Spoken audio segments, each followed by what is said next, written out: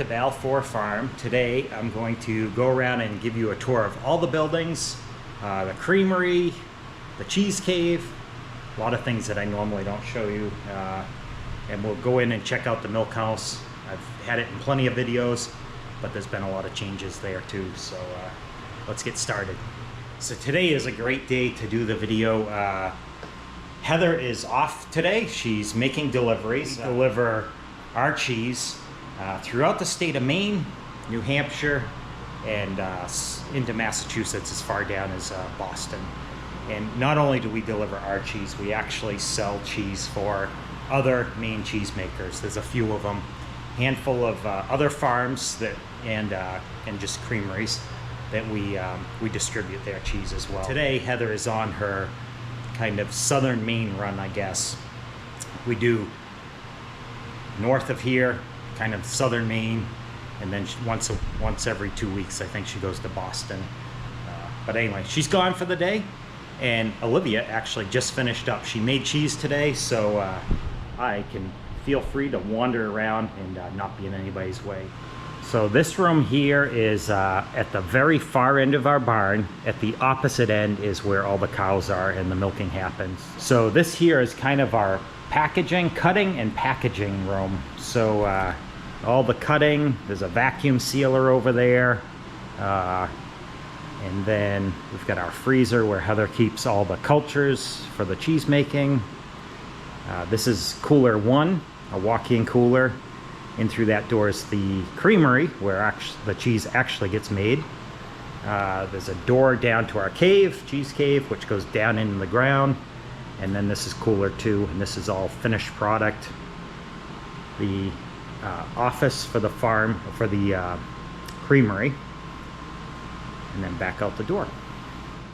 So this piece of equipment here is actually a cheese portioning machine. So what you do is you actually put a full wheel of cheese in there. It weighs it, tells you, or I guess you weigh it first. This isn't really my job, so I may get some of this wrong, but I think you weigh the cheese first, put the wheel in there that you want to cut. It centers it with these blocks, and then there's a really sharp knife in there that comes down and cuts it, and you can program it to cut whatever size pieces you want. And it works really quick. It all runs on air. We've got a commercial stove in here, which actually has never been used. It's brand new. We're going to take that out. So when we first built this room, we actually had planned on having it licensed as a commercial kitchen, which we could still do, but there's just no need for it. Heather used to bake for market, make breads, cookies, muffins, you name it. Hasn't done that in a while now, so just not enough time, not enough hours in the day. Let's head down to the cheese cave first, and I'll show you down there.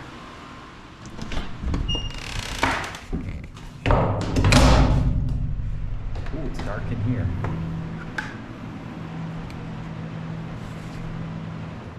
Okay, well this here is our cheese cave. It's down actually underground. It's all concrete. There's a foot of concrete in the ceiling, and there's like 10 inches of concrete in the walls. Miles of rebar, and it's actually cooled by a mini split, which I'll talk about later. And then this is where we actually store all the hard cheese as we age it. And this is about, you probably can't get a good idea of size, but this is about the size of a normal 2-car garage. It's 22 by 24 feet, so about what a normal garage would be. We're actually underground right now. There's about 7 feet of soil on top of us, and if we were outside, the actual ground level is just over my head. So it's all dug down into the ground. And, it stays pretty cool that way, and the humidity has higher humidity too, which we like. So we have all these shelves that are cantilevered off the wall, and that's how Heather comes down on a regular basis and flips the cheese and brushes it. So you can kind of see like some of the cheese here. This probably hasn't been in here for very long, and it starts to grow natural rind on it over time. That one there is just starting. And the big shelf in the middle here holds all of our Smoky Ghost, which there seems to be quite a bit here. There's some long-aged cheddar up there, which we keep. Some vacuum sealed, some are natural rind. And then this side is all vacuum sealed bags of Cotswold. So the temperature down here normally stays, we do run that mini split. We run it with a CoolBot. I guess I didn't show you there, but run it with a, oh, that went dark quick. We run the CoolBot with the mini split. It keeps the temperature down there about 40, 45 degrees, somewhere right around there. And it's about 80 to 90% humidity, which is perfect for cheese aging. We're back up here in the cut and package room. So cooler one here is for unfinished product. This is anything that's been made and waiting to be packaged. And we also cool the cheese in here, so when it's after it's made, it gets the initial cooling before it heads to the cave. This door here actually goes into the creamery, and the door we just walked through actually goes back into the packaging and make room. There's not a lot in there at the moment. So cooler 2 here is where all of our finished product is. This is all product that is ready to go out the door. We have our eggs in here, all washed, cleaned, and crated up, ready to go. And then lots and lots of cheese. So this is stuff that's all packaged, whether it's hard cheese. This is some of the stuff you would have just seen in the cave that was up in the middle shelves. But there it is, ready to head to market. So all of our coolers are run on mini splits. So this is a mini split air conditioner. And what we do is we actually put a CoolBot controller on there. And what that does is it actually tricks the mini split into making it colder, because right now it's 40 degrees or 41 degrees. And normally the air conditioner would only cool down to 60 or 65, I think.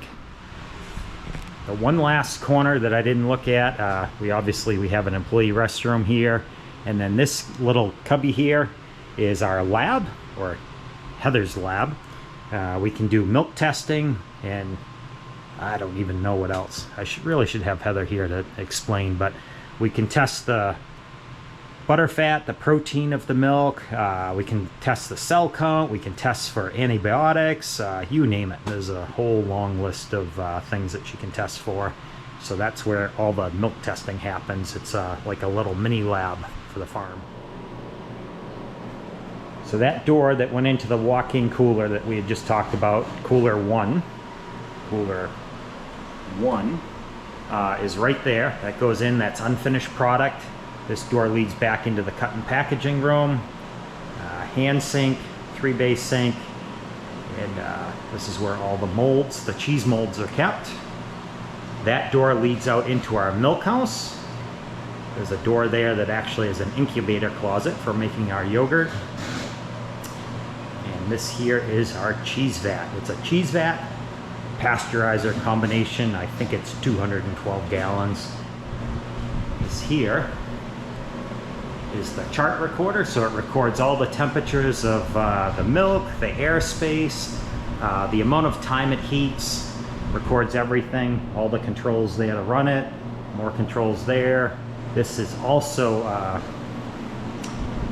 this has cheese knives, so it's not automatic stir motor, so it will cut the curd, stirs the curd, does everything on it automatic. Olivia's little desk there in the corner, because she has to track and monitor everything that happens in here, whether it's how much milk she's putting in, everything, the amount of cultures, the type of cultures, there's tracking numbers, there's just a ton of information recording. Everything that she does has to be written down. Got some more testing equipment over here. I think, yeah, that's a pH meter. I think she tests the milk, the cheese, you name it. This was cheese that was just made today. It's Gouda, and it was just a small batch, so I don't know, it looks like there's 9 or 10 wheels there. This has a arm, and you add weight and it pushes down and presses the cheese. So I think I kind of hit on everything here in the processing end of things. If you have any questions, leave it in the comments below, and I'll answer the comments, or I'll do another video. Last thing here in the middle, we keep all our salamis, the stock of salamis. We do a, so all those pigs that you see in the barn, or about to see, most of them, not all, but most of them get turned into let's see here, salami. So it's a dry cured salami, and this one here is pepperoni. We do a bunch of different flavors. A fennel one too. So anyway, there's a bunch of different ones. There's a few more things right outside the creamery here we can take a look at, and then we'll go look at the other barns. Moose so patiently waiting for me to come out. So just outside the packing area, we have our loading dock where we can back our truck in under the roof here, load for market, which you've probably seen in the past. And then we also have, this is our freezer shed. One of the freezer sheds. This is where we keep our freezers with all the frozen meat here, for the mostly frozen pork, and then our coolers for market so we can pack in the morning.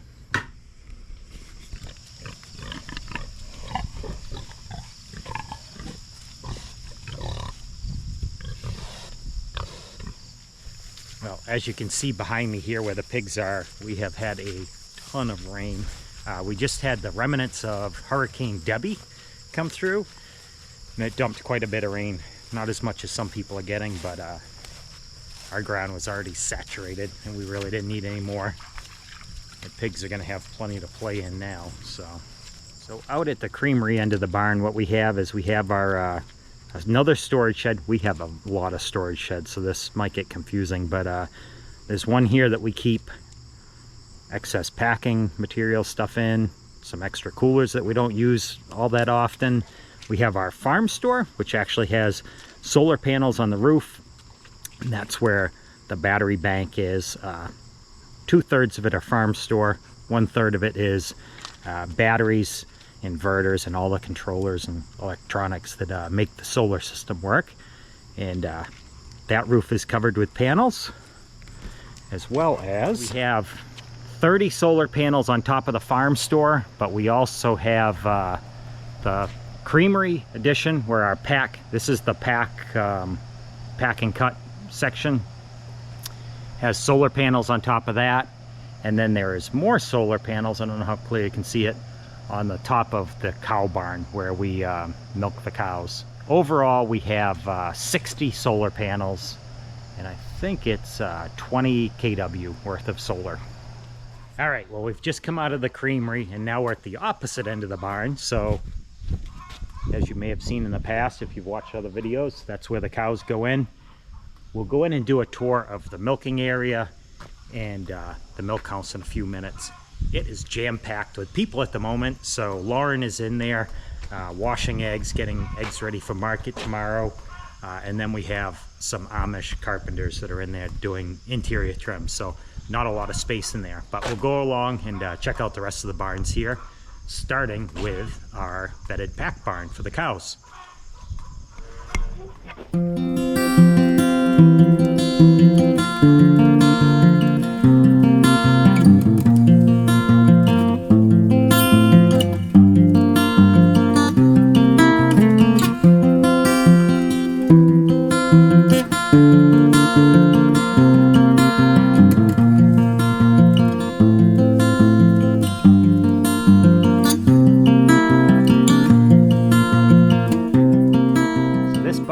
Is a roughly 44 by 100 feet long, and it's a bedded pack barn, and there is feed area along this side, and garage door at the other end for when it's really nasty weather that faces north, so we can close that.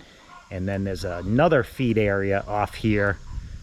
Used to be a garage door there, but we're in the process of switching things up.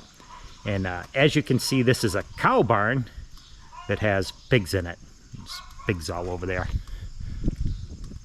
So the plan is we have this concrete feed area, and what we do is we feed the cows here in the wintertime. The cows are only in there in really bad weather.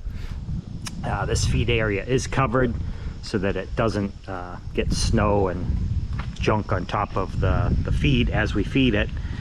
What we intend to do though is I want to extend this roof over, which we will do before wintertime hopefully, to and we'll continue the concrete feed area all the way down. So this will give us another 12 feet of feed space. So the area down there is 30 feet, and then this will be another 12 feet. So it'll give us 42 feet of feeding area. Right now with the 30 feet, it's not bad, but if cows get pushy, it tends to be not enough space. One cow will hog a considerable amount of area. So when we add the other area back there, hopefully it'll give more space for the cows. This is the driveway that accesses between the two barns. So this is the cow barn, the pack barn. We have a coverall barn, which is has a concrete floor in it. And this is 34 feet by 48 feet. And what we've done is we divided it right down the middle. And there's chickens in the front and chickens in the back, which I'll show you here.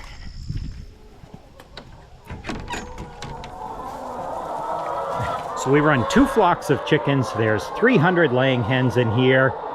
They have outdoor access there. We use electric net fencing outside to keep predators from eating the chickens and from the chickens just wandering away. And then,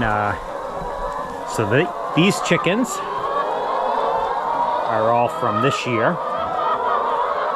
These were purchased as pullets, ready to lay pullets in the spring. And then the back side is last year's laying hens. What we do is we keep them for roughly, chicken's pecking at my leg, we keep them for roughly a year and a half. So last year's chickens will go away. We actually give them away or sell them. And we typically do that about the 3rd week of September. So their production starts to drop a little bit. They still are laying, but our egg sales tend to drop off in the fall. So it's a good time to get rid of the chickens, and it's a good time for less work in the fall. So behind the chicken coop, we have this is the heifer barn, which if you've seen any of the past videos we've been working on, which for a long time it feels like, but we've got calves in here. We have outdoor access. I actually have to get the older ones. The plan was to probably this coming week is to move the older calves out and then to make more room for the little guys here.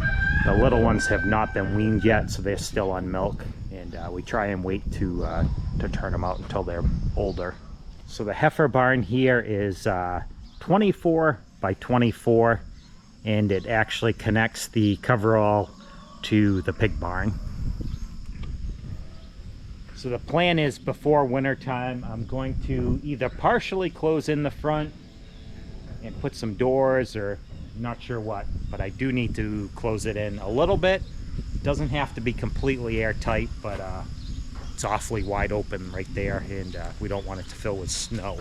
So our pig barn is just built. We actually have a video up on YouTube of building the barn. I think it was last year, maybe right around this time. It would be August, September, I think, that we built the barn. It's 36 by 48, has 7 stalls in it. They're all varying sizes.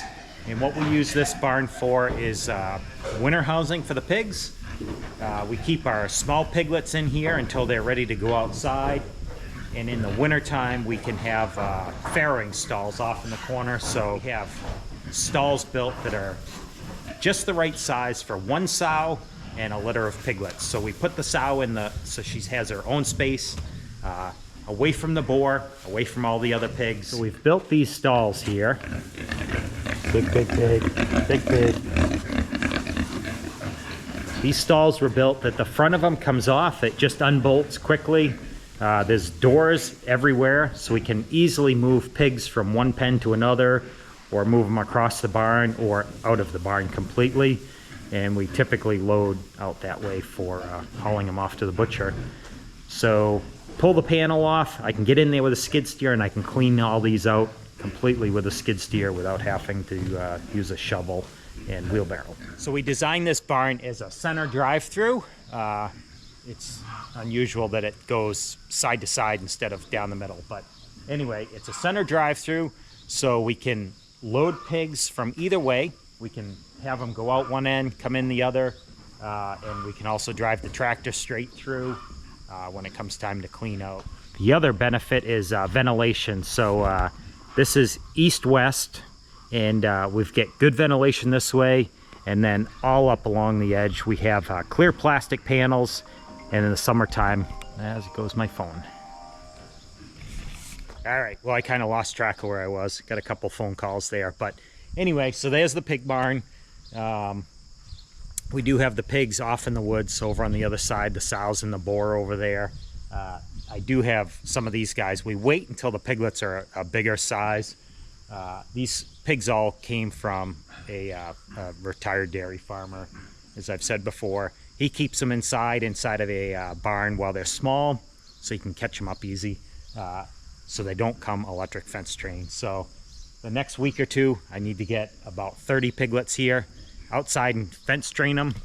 The piglets that we have in the coverall barn, I actually intend to keep these guys, for quite a few of them, for breeding. So they have plenty of room here in the cow barn. They love rooting around in the pack barn. So, but I still need to get them trained to electric fence, because they're going to eventually have to go outside here, because the cows are going to have to come in at some point. We need to have them trained to electric fence before they're too big. Big, big, big, big, big, biggie. Well, those pigs have no interest in getting up and coming over and saying hi. So we're gonna go do a tour of the milk house, the milk parlor, or the area where we milk the cows, and then show you the milk house, the new milk house. And I think that's gonna about do it. Okay, well, we're finally back out here. It's been a couple hours since I started this. The Amish are all done for the day. It's about 5:30 now, so now I'm going to go in, take you in and show you where we milk the cows, the milk house.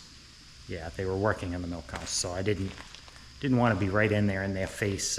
But anyway, this is where we bring the cows in. It's 12 tie stall spots, so we can bring 12 cows in at a time. It's a tie stall design, and we use it kind of like a milking parlor. We do milk on a pipeline. It's a 2-inch stainless steel pipeline. So it's a bit of a mess at the moment. There's all sorts of stuff in the feed alley that I had to move out of the milk house during the construction project, and this can really use a good clean. It's we're gonna pressure wash it, but we've been working on the hay. So like I was saying, we milk on a pipeline, which we've done lots of videos about that in the past, and showed how that works. This here is our milk house. That red door goes into the creamery where we make the cheese. This here is our little 90-gallon bulk tank, which we're actually in the process of replacing with a larger one.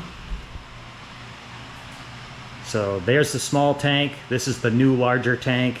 Today we had the Amish. They came in, I guess the metal was on the wall back there. They built a closet here around our well pump, so I can put a door on that. Need to put a light in there and close that in. We wanted that. Everything in here needs to be completely washable and watertight, essentially. So, and then, don't mind this. This is going to have a lot of stuff gets taken out of here and redone. This is a work in progress. But this is the new extension to the milk house that we just got done putting on. They got all the metal on here today. They had the doors and windows in, I think in the last video, but got the metal all on. And this is the room that we had moved the water tank into. It's hard to video in here, it's so small, but the new washer and dryer is going to go in that corner. It's a stackable unit. And as you can see back there, all the milking equipment and the bulk tanks, we're going to have the milk company come in and repipe into the new tank. And we've still got some work here to do. That old oil heater is going to go away and a new gas unit gets put in place there. And there'll be a laundry sink there to wash and crate eggs. So they got quite a bit more work done out here today. They finished up the rest of the siding, got the corner boards on, and yeah, they did that in between rain showers, which it's rained a lot today. So we've still got some more work to do. Got to clean up out here. Got another pile of trash to haul off, but I've got to put my soffits in and then bend all the metal and wrap the trim. But it's getting there. It's much closer to being done than it was this morning even. We have several grain bins on the farm also. This one here is, the big one is chicken grain. The smaller one is hog grain. Those should actually be reversed. We use a lot more hog feed than we do chicken feed, but they never seem to be empty at the same time, so I can swap them. And then here on the corner of the barn we have our dairy grain for the cows. So I think that's about it for buildings on the farm. I had planned on showing a little bit more of the land. I wanted to do some more drone video, but it has not stopped raining almost all day. I got a few minutes to get out there and fly around and kind of get an idea of what the buildings look like, the layout of them. So our farm is situated on 100 acres. We own 101 acres. Our farm and all the buildings sit right directly in the middle. It's half a mile from where our buildings are, our house and the creamery and the cow barn, to the road. So half mile to the road, and then it's a half mile back to our back property line. 45 acres or so is open, tillable ground, which is either in hayfield, hay production, or in pasture. We do have some permanent pasture that we do rotational grazing through, which you would have seen in other videos. So the other 50 acres is primarily woods, and most of that is behind us here. There is a little bit off on the side, but we don't do a whole lot with our woods here. As you would have seen in previous videos, we have a mulching project that we've been kind of working on, agroforestry project that we're looking to clear more land, but that's another video altogether. Well, it's the end of the day now, and like every day, I need to go feed calves, so I've got to go get the calf bottles together and get them done, and that is going to do it for this video. Thanks for watching, and don't forget to like and subscribe if you want to see more of what we're doing here on the farm. And if you have more questions about anything, the barn, what we do here, leave it in the comments below. I do read all the comments, and I will get back to you. We'll either answer them in future videos, or I'll just, answer it in the comment section. Anyway, that's going to do it for tonight. Thanks for watching.